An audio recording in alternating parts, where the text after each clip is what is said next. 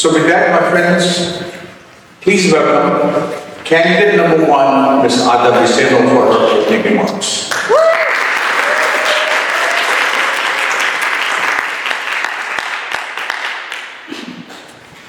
Thank you very much. Namaste. Salam. Sat Shri Akal.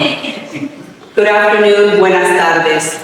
I just want to start off by saying that I know the Kapi Diwali is in order, coming up pretty soon. And so I want to congratulate the community for the recent passage of 268 by our great friend, Assembly Member Ash Kalra, for recognizing in California the holiday of Diwali to be recognized here. So congratulations. I also wanted to say thank you to the organizers of South Asian Network. I know it took a lot to put this together, and so on behalf of the 67th Assembly District candidates, thank you so much for making this happen and hearing all of us. My name is Ada Briceno, as you heard. I will just tell you a couple of things about me, and I hope the next questions will sort of, indicate who I am and what I bring to this particular race. I'm an immigrant. I fled a dictator. I came to this country when I was 7 years old and struggled through many of the same things that many of our immigrant families go through. Worked very hard. I was able to get a break at some point when I got a good union job where I received my best meal of the day at a hotel, working as a front desk clerk, my first pair of glasses, and a couple of more dollars an hour. But the most important thing I found there was my voice. And that would start my trajectory into the labor movement and later on into politics. I've held many different offices. Today I'm a commissioner in the county of Orange County. As you heard, I'm the former chair of the Democratic Party, and I'm very proud to be with all of you, and I hope that we have a beautiful forum. Thank you.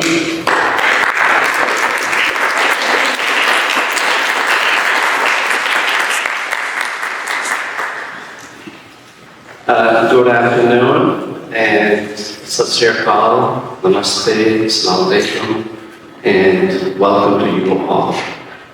First and foremost, thank you, the South Asian Network, Shakil Sayed, your team, and everyone to put this thing together. I know it has been quite a work, so let's give it up for South Asian.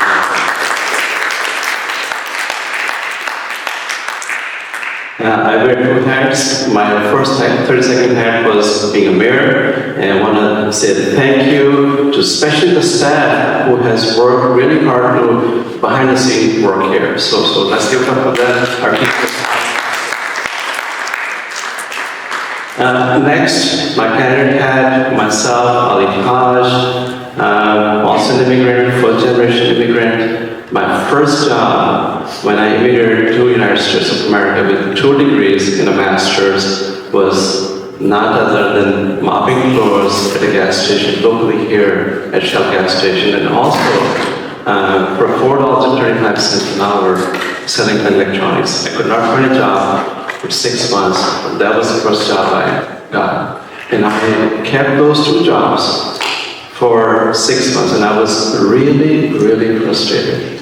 The reason I was frustrated because coming and knowing this is in America, the American dream was just giving me $4.25 an hour for 2 jobs. It was very hard, but when I look back, that was the best thing that ever happened to me.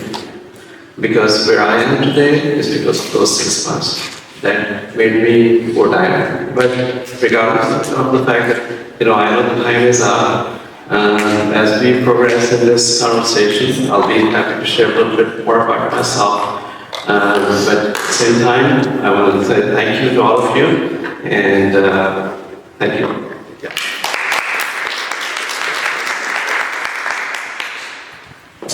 Well, good morning and happy Diwali to all of you, ladies and gentlemen, friends and residents of the 67th Assembly District. I also want to say thank you to South Asian Network for organizing this important conversation about the issues that are most vital to our district and to our families and our neighborhoods.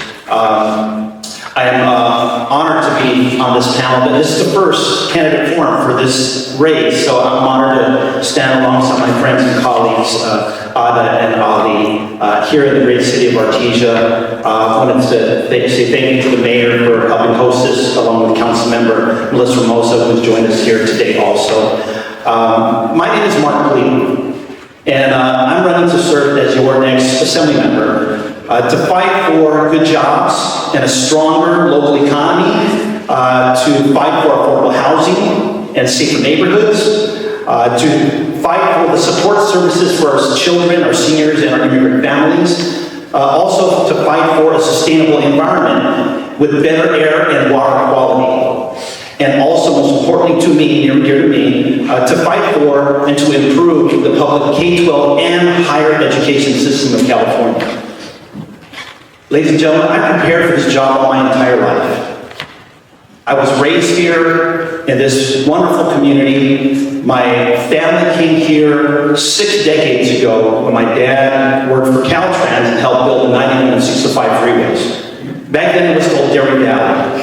Okay? And they moved all the cows eastward in order to build what? Affordable housing, homes that families could afford right here in this community. And all across, if you take the 91 freeway eastbound, all of those cities, crossing LA and Orange County. A lot of people thought this was where the boondocks, but now it is very central and vital to the heart of Southern California. Together, my wife and I, we met in high school. In fact, we went to a high school dance that I DJed right here in the mid-'80s. But we fell in love and decided that going to UCLA for college, after we got our graduate degrees, I got mine in public policy in Chicago. We came back home because we cared about raising our family in this community. And that's why I'm so proud to be here, come full circle, to talk about the important issues that impact all of our families, our communities, and our great state. Thank you.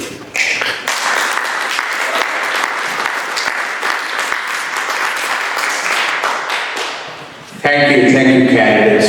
Before we begin the Q&A, I must recognize Councilmember Melissa, who's so being here. Thank you so much.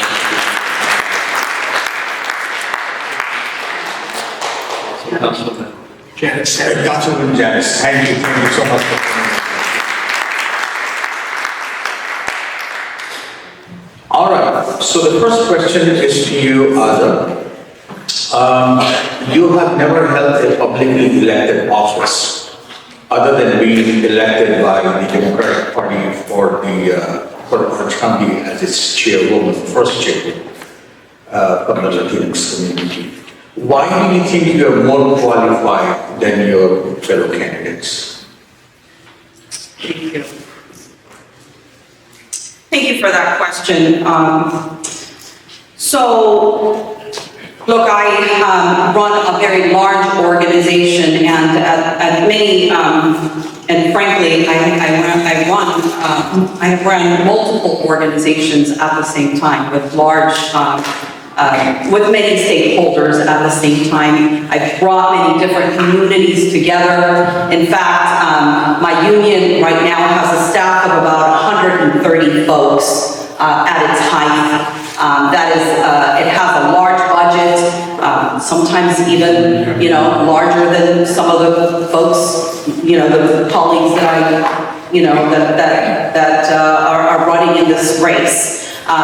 So I do have the expertise. I have not only drafted legislation, pushed legislation, lobbied for legislation, and passed legislation on behalf of thousands of workers across and just across industries in Long Beach, in Los Angeles, across Southern California and Arizona. My union has 32,000 members, and it includes Arizona, so I'm in multiple states. When I was the chair of Orange County, that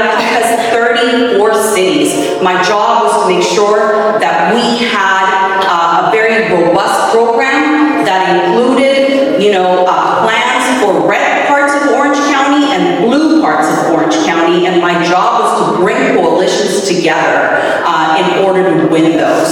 So I've had the opportunity to do that. And in fact, I'm running because we need people who understand that working families need a seat at the table. Democracy only works when everyone has a seat at the table. And I know that there are many, attorneys and other crafts, but are there workers? Do people in Sacramento understand what it's like to hold 2 or 3 jobs and to make ends meet? Well, I know what it's like to hold 2 or 3 jobs. I know what it's like to struggle every single day and not make ends meet. And we need that experience. Everybody has to have a seat at the table, and I'm looking for our seat at the table. Thank you for that.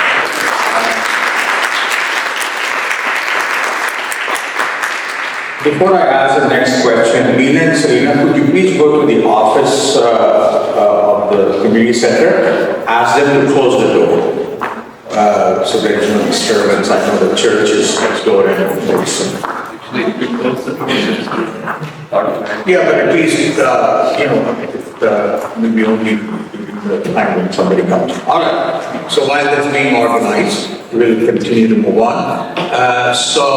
Mr. Ali Khan, the next question is to you. Respond. Oh, yes, please, sorry. My apologies. I got distracted with the door business. That's okay. So thank you, and coming here, being as an immigrant, working 2 jobs, $4.35 an hour, 6 months into it, very, very frustrated. My first job after that was being a financial advisor, became vice president with American Express Financial Advisors, and ran the Southern California division. And then right after that, I started my own business in 2011. And 2013 was my first time when I was elected to this office, going up against an incumbent and winning by only 17 votes. When we talk about the American dream, this is the American dream that you're looking at. Where I am today is also part of that American dream, and being able to also take it to the next level, which is being a state assembly member and fight for each and every one, not only in District 67, but also representing the entire state of California. I've also represented the entire state of California for being the president for the League of California Cities. League of California Cities is comprised of 483 cities incorporated. And I've worked with state legislatures.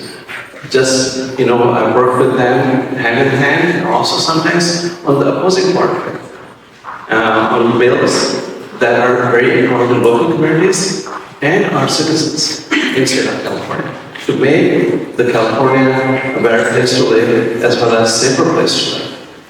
With that, thank you.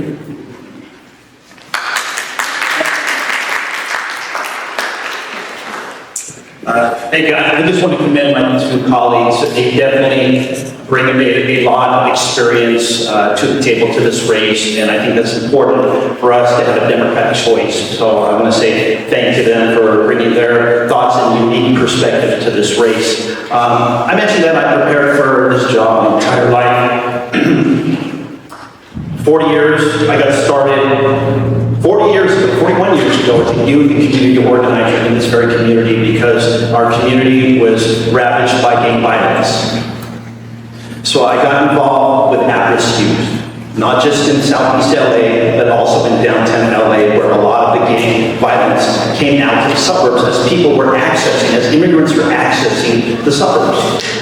It was very important to me because I was living right amongst it, and the pathway towards a brighter future was either higher education, or unfortunately gang violence, teen pregnancy, teen suicide, drug addiction. So that's why I commend organizations like SAN for advocating for the most vulnerable in our communities. And I hope to be able to, with the rest of the time, since time is up, talk a little bit more about what prepared me for this job. Thank you. Thank you. Thank you, sir.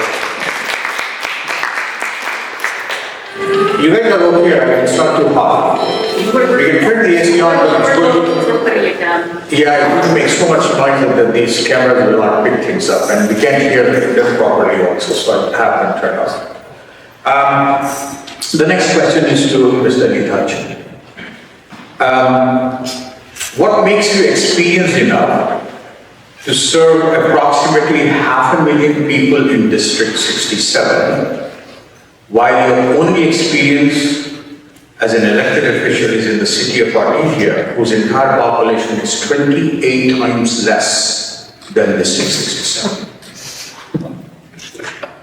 Thank you, and I would share this with everyone that all three of us bring a lot of experience.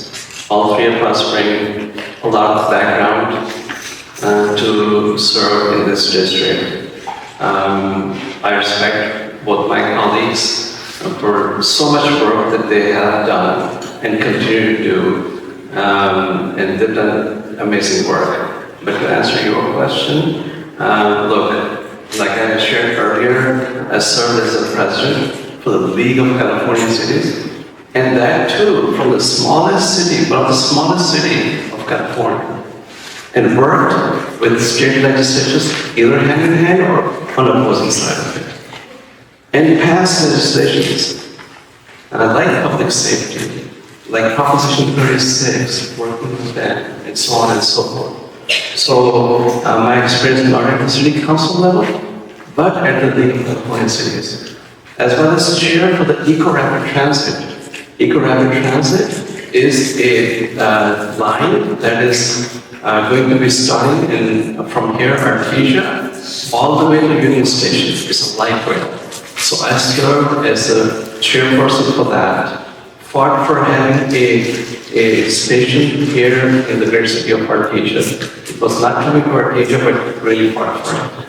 So the experience, not only lead, but also on the transit side, as well as elected official for the last 12 years, really kind of helps me to transition into being the assembly member for the next phase. Once again, thank you. Dada, Mark, like, could you take a minute? Thank you. Thank you.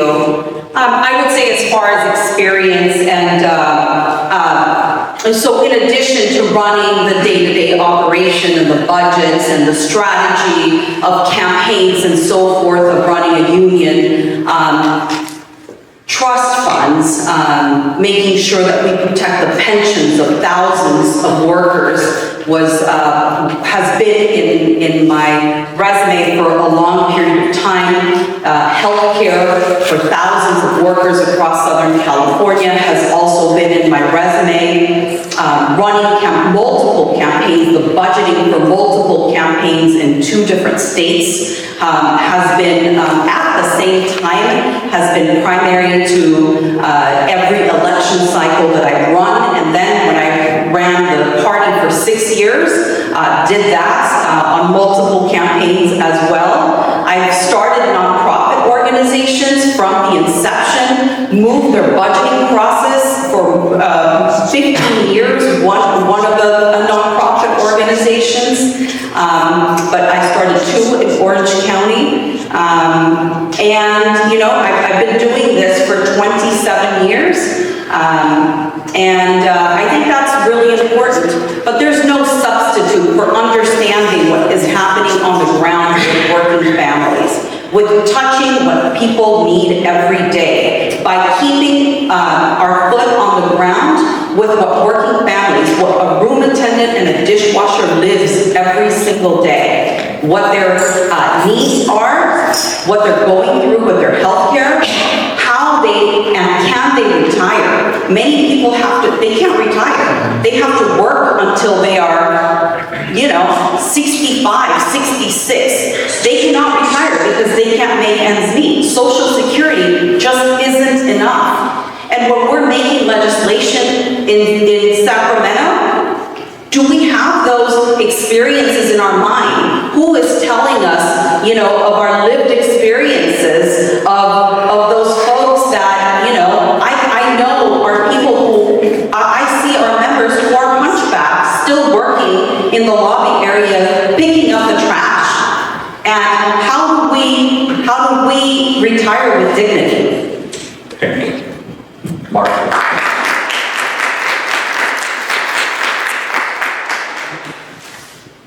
More about experience, aside from being involved as a community organizer for 40 years, getting my start in nonprofit organizations like SAM, with an organization called Search to Involve Filipino Americans in what is now a historic Filipino town.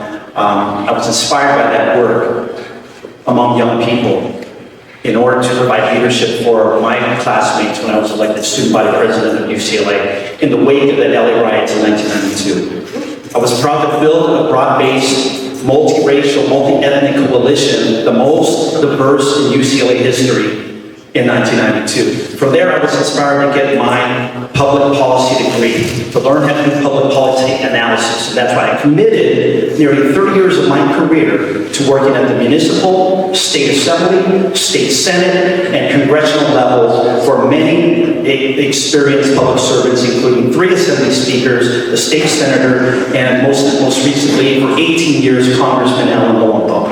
So I come with the policy chops, the experience at the grassroots neighborhood level. I'm a fighter, and I am a homegrown son of this community. So those are my credentials when it comes to how well I've been preparing myself, but at the same time remaining humble, working in the trenches with many people like you. I see many friends, many longtime colleagues who have been doing this work too, and you deserve the credit also. Thank you. Thank you, Mark. You set up the stage for my next question I'm going to ask you, so it's a good segue. Invoking the age that insanity is doing the same thing over and over and expecting different results. You have been in the business for 3 decades. The trust of us people in the government today is much less than it was 30 years ago. Why people should not elect someone else who is fresh, who is new, who can bring new and bold and innovative ideas than the ones who have been tried and failed over the course of the last 3 decades? Folks, I think that is a great question. Yeah. But let's be very honest. We are in California where we are subject to term limits. And so therefore we have a legislature that comes oftentimes without the experience of legislating. I have humbled myself through the process to work and be trained and mentored and inspired by some of the best public servants of California. And at the same time, they supported me through a 20-year career in municipal government. Locally, I was elected and served 3 times in the ABC Unified School Board. So I think based upon our graduation rates, based upon our award-winning schools, the proof is in the pudding. 10 years after that, I continued to serve on the Cerro City Council, where we this year have generated $4.4 billion in sales. We are a sales tax dependent community. Mayor Taj knows this, that we all need those important sales tax dollars to fund our general fund in order to pay for the youth and seniors programs, the neighborhood programs, all the very programs and services that residents care about and expect. So I come with that experience, and in a term-limited environment, to go back to the legislature, I believe that's important to have advocates who have that leadership experience in order to solve problems and not just go wherever the political winds are blowing. Okay? I intend to be a pragmatic voice of reason in this hyper-polarized state. We are criticized because we are the 4th largest economy, yet we can't even afford the basics for Californians. What's going on there? We need people who have the experience, the track record, and the wherewithal to get the job done right. Thank you.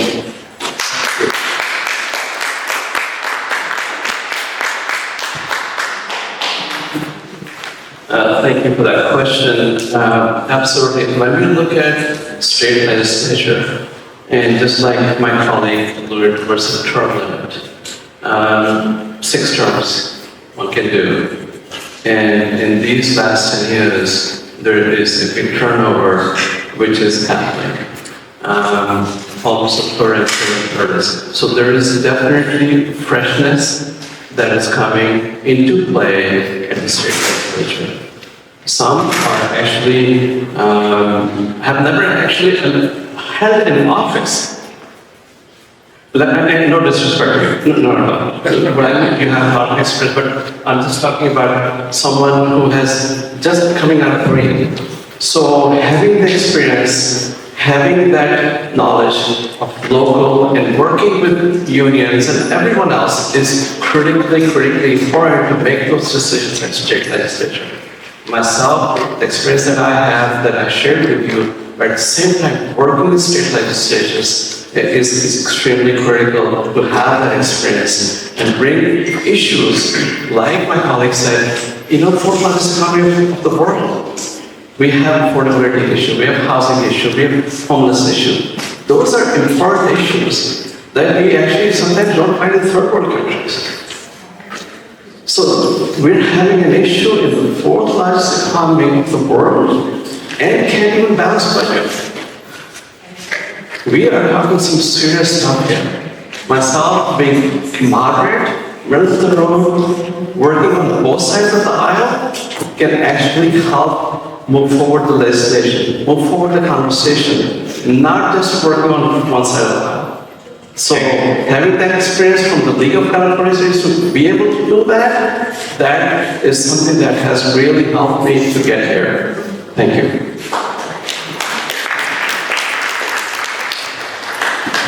Life experience is experience.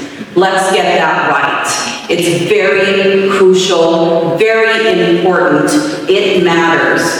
Look, folks, we lost as Democrats, we lost the working class. It is no surprise our country is losing a democracy because we lost the working class and because we lost immigrants. And so there is no person better to bring back the working class and bring back immigrants in my district than me, as a former worker and a current labor leader. And look, we need to increase living wages. We're stuck. We're stuck even in California. Housing is a problem. Affordability is a problem. Childcare is keeping us down. We need more mental health to make sure that we're helping with our homelessness issue. Affordability, folks, there's a lot that we can work on, and we got to do it together.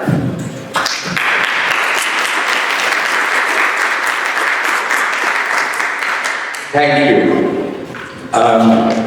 Mr. Todd, the next question goes to you. Coming back to yours now. By the way, folks, we have provided the topics to the candidates, not the questions. So the questions were framed by me and my colleagues at the Senate. Your campaign advocates for rekindling economic opportunity.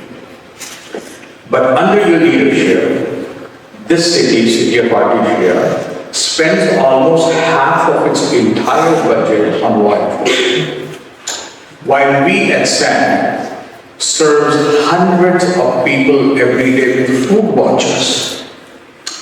Question is, do you see any disparity in this?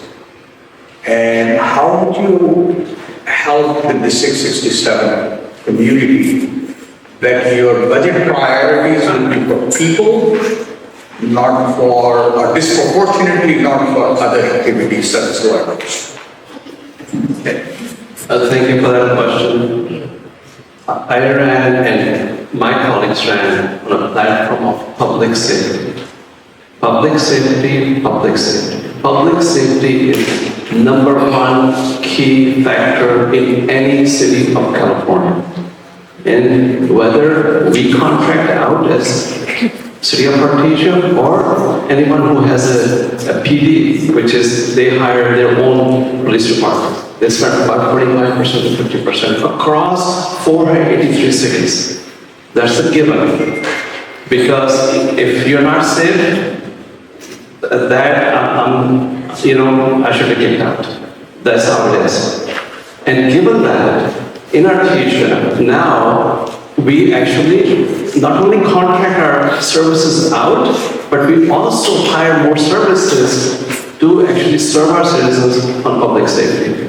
This building right there, which is back building, we're actually turning that into a public service station where we will have housed sheriffs, where we will have court enforcement working. So public safety actually is very important to any and every citizen, not only for the city of Artesia, for District 67, and the entire California.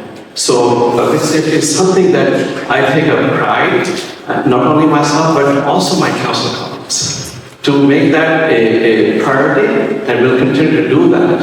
And yes, once our people are safe, we'll definitely invest into other services as our budget allows us to do that, and we do that.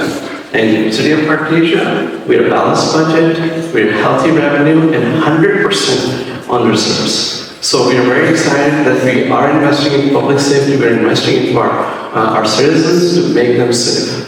And that would be my something that I will continue to do. Proposition 36, I'll say that again, that actually lures towards public safety. I fought long and hard for it, publicly, as well as President of the League of California Cities. Proposition 36 really calls for public safety. So thank you.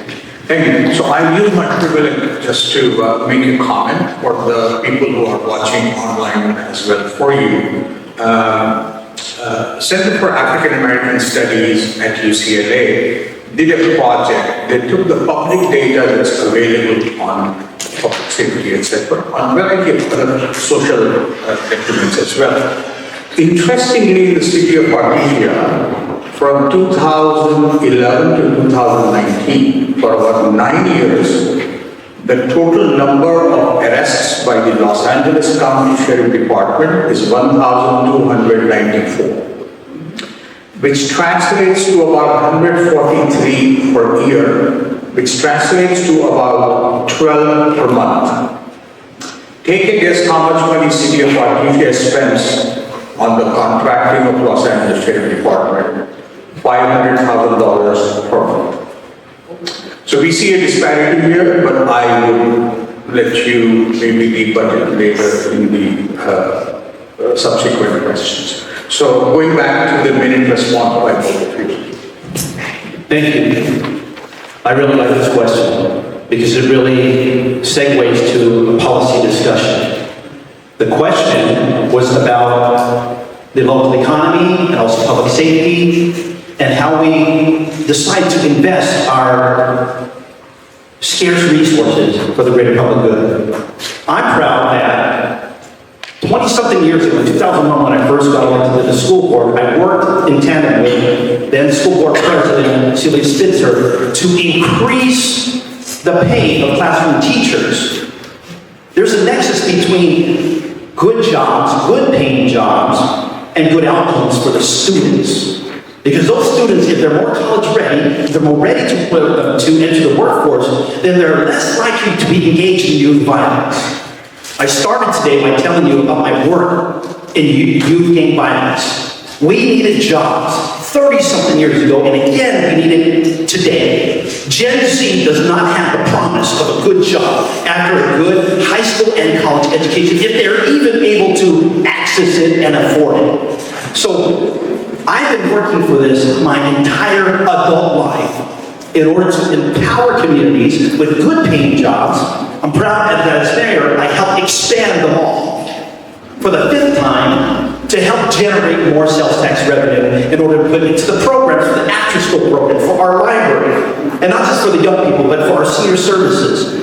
So this, folks, is exactly what it looks like when you have someone focusing on the work of the people, on the issues that they care about, and then take that experience to shape policy to get the job done for the whole state. Thank you.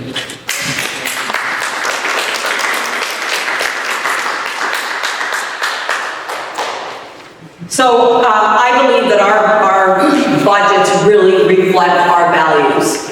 And your personal budgets reflect your values. I believe the state's budgets reflect their values. And, you know, yes, we're constrained, and we have to figure out a way to expand our budgets. Because the truth is that every zip code has to be taken care of, not just a few. We have to care for every single zip code. And yes, law enforcement is important, and our safety is important, but so is the need to make sure that everybody has a food and roof over their heads. And so, you know, we here in California have the highest number of billionaires in this state. And we also have the lowest, you know, the highest number of poor people in the state as well. So we've got to increase our budget by making sure that we're taxing billionaires and making sure that we're helping the poorest of the poor and making sure that every zip code is taken care of. And our values need to be reflected in our budget. Thank you. I'm sure you folks are taking notes and asking questions also. I would love to see questions from all of you. But make sure the questions start with what, why, when, how, not a sermon. So my colleague Hina is walking around. Raise your hand and she'll pick up the question. The question should be preferably relevant to the topic. All right, we'll go to Mark. Mark, your campaign talks about being the voice of working families in Sacramento. Well, I want to say this. I'm not done with the question. I'm sorry. You didn't already respond to. I responded to that. So my question to you is, your campaign talks about being the voice of working families in Sacramento, right? But I didn't see a position about those who are working and are poor. And also those who are working and unhoused, right? And I'm wondering why there is this omission, or are you only going to represent those who are working class and not those who are very poor, like what your other fellow candidates just talked about? So, I intend to represent all of the communities of the 67th district and fight for what's best for California as a whole. Not just for working families, but even those who are unemployed, those who are underemployed, who are not being paid a fair wage. My roots in California go back even further than my parents and grandparents, to my granduncles who came here in the 1920s as migrant farm laborers. They came here to help feed America. They were the workforce for four decades, okay, in the fields of California. And that's the reason why when I was a college student at UCLA, I was proud to be involved with the United Farm Workers of America, fighting for those most vulnerable in our community, those who were not being paid a fair wage, those who were subject to toxic pesticides used in the fields of California. So they inspired me in order to fight for justice for workers. And that's the reason why I'm a proud member of a multi-generational union household. My mom and dad both worked for Caltrans in the 1960s, and then my dad went back to it after running a small business in the 1980s to retire from there. They were California State Employees Association, which became Professional Engineers in California Government. And then my wife and I have been lifelong government employees. My wife for 27 years for the state of California. Myself at the municipal level, for the city of Long Beach and the city of Cerritos, at the state assembly, state senate, and the congressional level. So when I say I will fight for working families, especially those union members who have fought to earn through their activism and advocacy to collectively bargain for good pay, good pensions, good health benefits, their rights are being eroded here in America and in California, and we need to fight for that. And what I want to say is also this in summary. I think it's important that we realize that we're all in this together. Those who are unemployed, those who are gainfully employed, those who have a good union-paying job, and those who run small businesses who are employers, we're all in it together. I mentioned that we have the most billionaires on the planet. And corporate greed needs to be dealt with. It needs to be balanced with pragmatic policies that balance the issues and concerns of working people, along with these very profitable corporations which run our vibrant, fourth largest economy on the planet called California.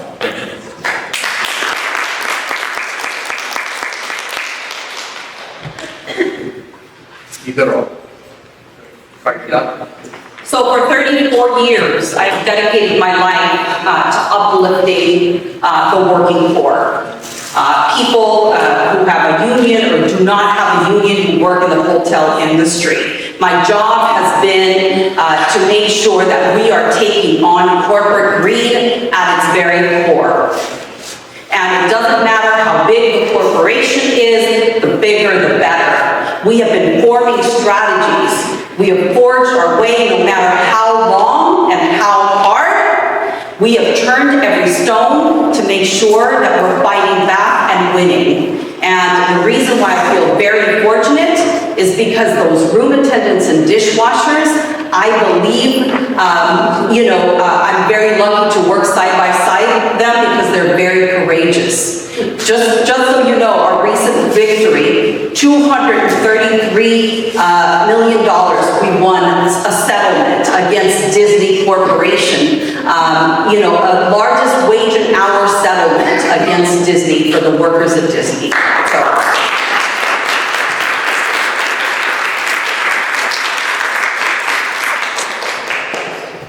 I'll just say this, when we talk about working families, we also have to talk about businesses. Small business, medium-sized business, large business. We talk about affordability, we just cannot talk about consumers. We have to keep businesses in California. Businesses are which really generate revenue for the state of California. So when we talk about anything and everything, we have to speak about business. Myself being business family, business background, I support businesses.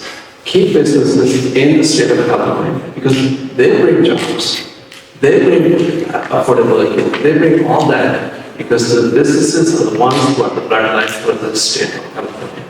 So myself, being a business owner, myself supporting businesses and having those pragmatic conversations with everyone is the way to go when it comes to talking about affordability, working class families, and also taking California to the next level, which is rising budget, which is also talking about, how we can have a healthy conversation across the United States. Thank you.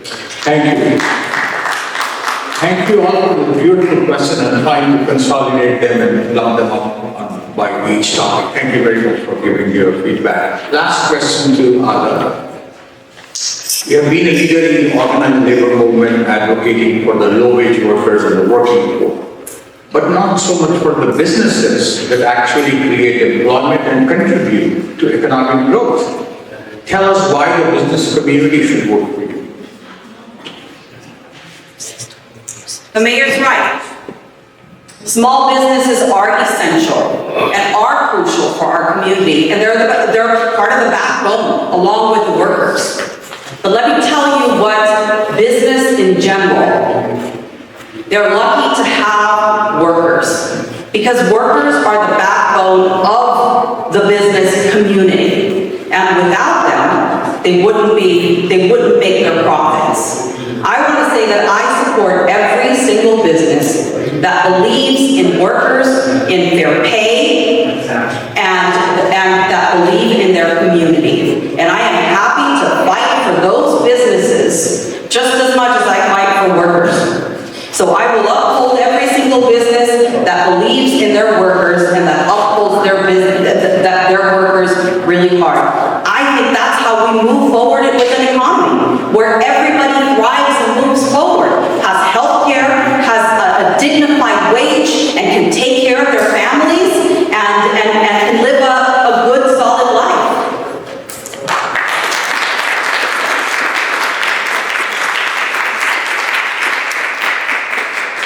Thank you. So the last, I'm sorry, go ahead. One minute. Yeah, sorry. The question is about the importance of small business. And so I'm a proud son not just of immigrants from the Philippines who were military in the United States Navy and the United States Army, but my father was able to get a civil engineering degree and came here in 1962 to help build freeways. But there was this thing called glass ceiling for a lot of immigrants who came with a good education. And so my father decided to go to Rio Hondo College up the 605 freeway at 90 to earn his real estate license. And then after 5 years, earned his real estate broker's license. So much that our family, with its entrepreneurial spirit, opened up their first small business in Anaheim at Lincoln and Magnolia in 1972 to sell homes to immigrants and veterans. That is the reason why I'm sitting here today, because of their hard work running a small business, not just in Anaheim. They opened one in Cerritos in the late 70s and then one in the 80s in Buena Park. So my narrative, my story, the hard work of my family has contributed to building up the local economy in the cities that make up this district. And I will fight for small businesses so that they will not just survive, but thrive in, once again, the fourth largest economy on the planet, folks. We need to actively support our small business owners and the everyday Californians who they employ right in this very district. Thank you.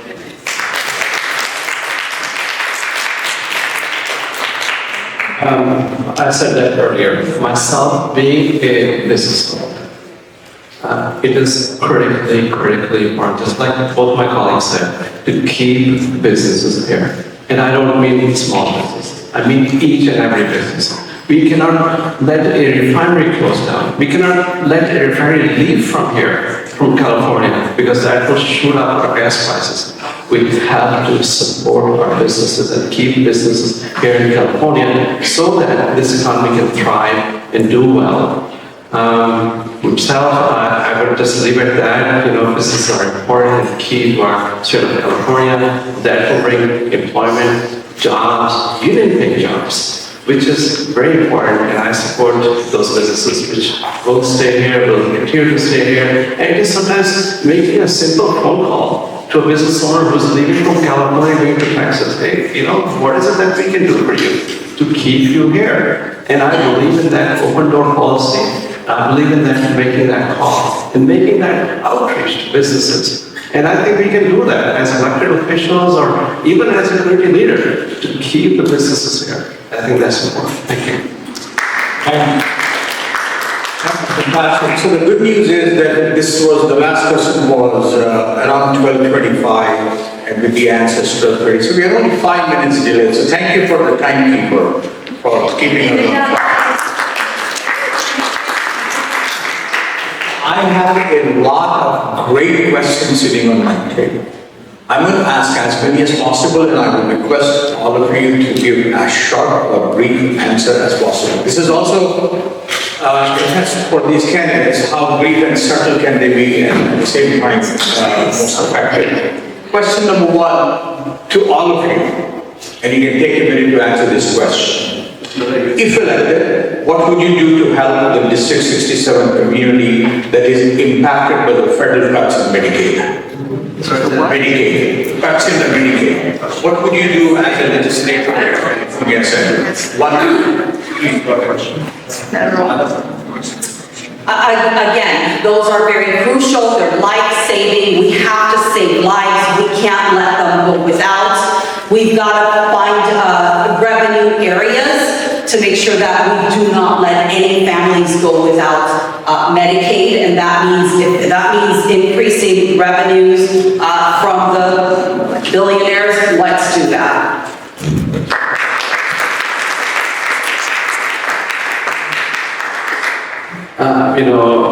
It's sad to see that happen. Really sad to see that happen. I will certainly fight for it. I will fight for it by making legislations, working with both sides of life. myself being a moderator, myself working with both sides of the aisle to make legislation, to make sure that we provide what is needed in the great state of California for each and every one when it comes to issues like medical, like all those, and especially for seniors. My platform calls for helping seniors and veterans in all possible ways. So I will fight for it, I'll stand up, and I'll do whatever it takes to be there for our seniors, especially veterans, and anyone who is left behind. I'll be standing with that individual, that person, that organization, to be with them. Thank you.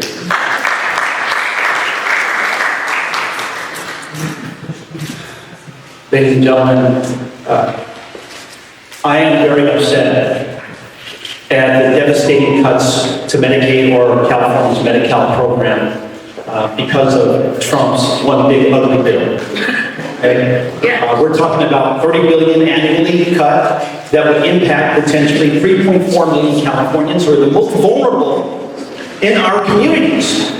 Someone has to stand up to that. Yes. And for those who are not here, but are with us in spirit, but are at the No Keys rally, standing up against this injustice, bravo to them. And I hope that after today, after we have a rally here for domestic violence, against domestic violence, that we will continue on and march in solidarity with those folks who are standing up against these federal cuts. The question is about what will we do? What political courage will we exhibit on the floor of the California legislature? Rest assured that I will come with this vigor, this passion to defend the most vulnerable in our communities, but most importantly, in partnership with the very organizations that have been doing this for decades. Thank you.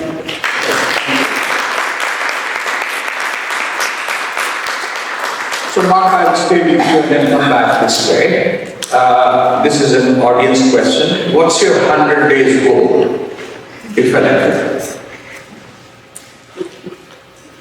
My 100 days goals is this. I have always believed in working collaboratively. I believe that somehow in California we've gotten away from this. I would like to not just represent my community, the diverse communities of the 67, but I understand as a former employee of the State Assembly is that it's about relationships with your colleagues. So mine is a unique perspective. In the first 100 days, I'm going to seek the best public policy choices that my colleagues are putting forth.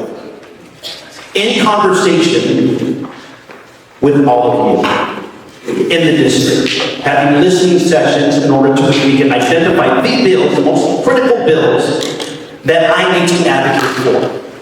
What you're seeing in me, what you will see in me, if you've known me, you know that this is how I lead. I listen, I organize, I build, and then we fight.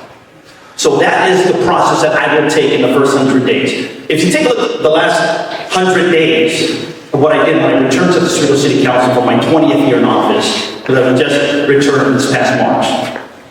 We created jobs, okay? We built housing. We are exercising the right to have a stop along the new Southeast Gateway Rail Line under the leadership of my colleague. Okay? And also, we approved starting negotiations with the Los Angeles Orange County Building Trades to establish the first community workforce agreement to have local hire in order to have any construction jobs done, especially like potentially the expansion of the Cerritos Mall for the 6th time on the 20-acre parcel where the old Sears went bankrupt and is now gone. In order to generate good jobs, good paid jobs, good union jobs, with good pay, pensions, healthcare benefits, and worker security. Thank you.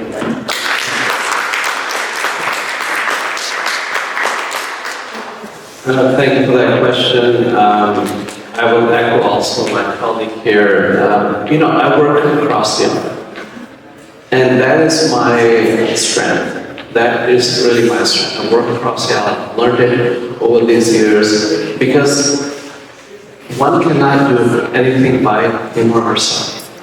We have to work, put party aside, we have to work on issues. We have to work on making our citizens' life a better life to live in not just 67th, but entire state of California.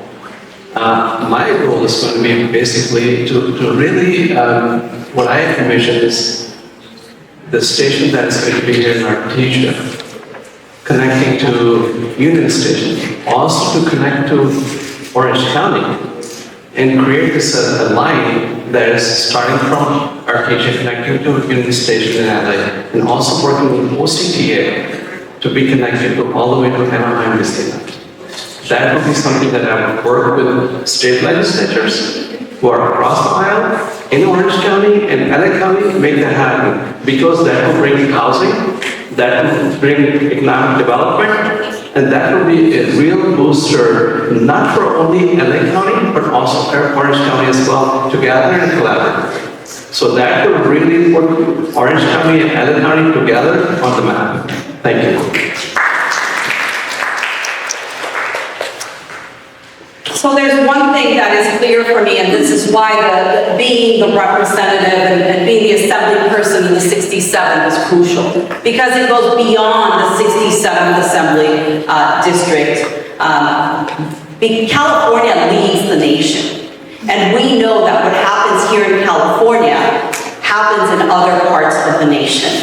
And so as we see what the atrocities that Trump is doing, we have to brace ourselves for what our response in California will be. And so we know that Medicaid is one of the issues. We know that the rates that are happening across our state, across our state and our nation are going to worsen as we move through. And we can't tell what's going to happen. We are more than a year away. And as you know, things happen very quickly, and we have to be able to respond.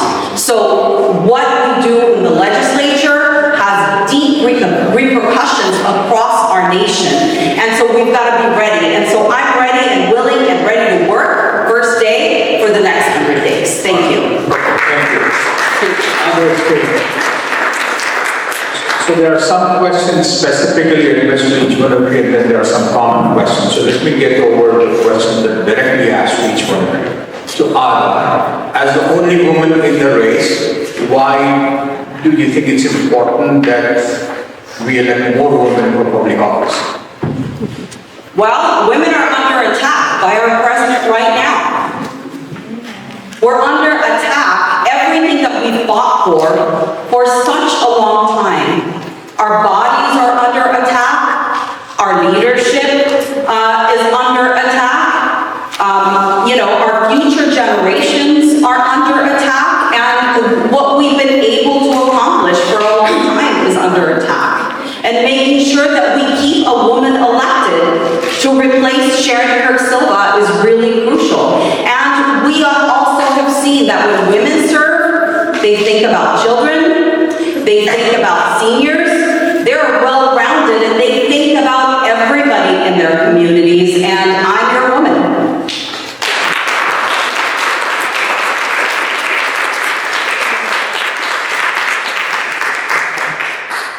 Okay, the next direct question to you, Mark. How would you improve transit access to people in the district? 67. Oh, hold on, a follow-up also. Eco Rapid is still 10 years away, and Cerritos recently shut down plans to expand light rail to the area before 2028. What projects would you push for? Thank you. Appreciate that. As you know, I'm son of a civil engineer, so I've been thinking about transit and transportation systems even when I didn't want to think about it, because every time I was on the freeways that my dad helped build throughout Southern California, he would talk to me about the importance of transit, especially in this very large metropolitan area we call Southern California. And so I care very much about the cost. Not just the cost to individuals getting to and from work, or children to and from school, but also the cost to the community. So I support good transit systems. I've been supporting what is now called the Southeast Gateway Line when it was the Orange Line. when I first was on the city council. So I've been part of this fight for nearly not 2 decades, 2011, okay? So what is that, 14 years, okay? And I'm glad that two things that I initiated was to have a stop at Gridley and 183rd, then also to take the line from the stop over in Artesia, right here off of Pioneer, to the county line. I've been pushing that. I led that effort, and we're studying it, and we're trying to meet with Orange County Transit Authority to link up the transit systems with Orange County to LA County, so we can have a seamless system like we used to decades ago with the Pacific Electric Rail. Thank you. I just want to add to that comment or question that Cerritos did sign a MCA. MCA is a Master Cooperative Agreement, which is signed by 11 cities. So Cerritos did sign that. I just want to make that clarification, and that if somebody does not know that, please know that there's all the cities are on board. Initially, yes, Cerritos was not, but they are completely on board, and they are actually making a good stride. They're playing really well, and thank you for your leadership. I really appreciate that. Mark coming on board as a council member really made quite a few things move forward. So this is important to this entire region, which is starting from Artesia, Cerritos, Paramount, Bellflower, all the way to LA, because this area is more about getting uplifted economically, jobs, housing. And talking about this really gives me chills because just like yourself, you've been an advocate, myself, we've worked really hard and we want to see this come through because like I said, it will benefit each and everyone, the entire community all the way, which is really less advantaged community to all the way to LA. We will stay with you with a direct question to you as well. Did you take a all paid for visit to Israel by an Israeli interest group in United States? Did you visit Israel? Yes, I did visit. Paid for by an interest group in US? Yes. You did, okay. Why? I visited because I wanted to visit Israel, and that was something that I was invited to do. So it was paid for by somebody? Mm-hmm. Did you go to any other country other than Israel? Yes, I went to Palestine. No, Palestine is not a country, it's a territory, right? Okay. Outside of Israel, did you go to any other country? No. No. So that's the only country you went for. I went to, yeah. Okay. There's a follow-up question. If elected, would you support boycotting, divesting, and sanctioning Israel? In the state? Absolutely. So that doesn't mean that I can go to Israel. So, yeah. No, the question is, would you, if elected, Yes. would you vote to sanction Israel in the BDS, boycott, divest? That is for the question that is federal question. No, there is a proposition on the ballot in this election cycle. That's why I think it asked. Okay, I'll definitely look into it. So you don't have a position? I have not taken any responsibility. Great, thank you. Also, another question to you, since we are sitting in Little India, what would you do against the Trump tariff? Because the local business community is being impacted right here in Little India. Sorry to say again. How would you address the issue of tariffs that are impacting small businesses in our region? Well, small businesses have definitely been impacted in Artesia quite a bit. And my record speaks for itself. We stood up right here to fight against that. We stood up to make sure that we fight against the tariffs. We had a legislation passed through. We also had a press conference right here in great city of Artesia, which was joined by many elected officials. So I will continue to fight for those tariffs. I will continue to stand up for those tariffs. I will make sure that we push back. against those tariffs. But what I've done is actually brought everyone together from City of Cerritos, from City of Southgate, from City of Gardens, as well as also LA Times, Telemundo, and all those, and my council colleagues here also stood by me to make sure that we push that against. Thank you. Thank you. So we have about 5 to 7 minutes left. This is what I'm going to do. I'm going to ask the questions, you don't have to answer, so that you all know actually what people are thinking and asking these questions, right? And we will try to post these questions on our website as well, along when we post the video. So you all know what the voters are interested in. I'm going to just read these questions that I did not ask. Do you support and will pass the anti-squatting law as passed by Florida to protect property ownership? PUC reduced the payment for electricity generated by homeowners, solar panels on the rooftop, so the utilities sell that electricity and pocket the money. This is theft. What would you do? Why should ratepayers be forced to pay for the utilities wildfires? What's your position on AB 715? Ethnic studies is now a grad requirement, but our state legislators keep watering down our curriculum. Academic freedom for teachers are banning books and hating down or putting down curriculum. Given the uncertainty of federal programs, how will you fight at the state level for Californians to maintain access to health care and special things like education services? So people are interested in education. California is in a housing crisis. How will you work at the state level to solve this problem? How will you get cities and localities on board? Oh, there are more questions coming up. Please leave it here. What specific steps would you take on 8067's diverse communities and common concerns like housing, education, and small business success despite political differences? What kind of plans and visions do you guys have for real estate expansion projects like a stadium or concert halls that can generate more revenue for cities and districts, eventually leading to increased local taxes? And the last question, this is a long question, but I'll just give you a summary of this. This is a gentleman, he said, my name is Michael, I'm a voter from Fullerton, I'm a father of 18 months old, Amelia.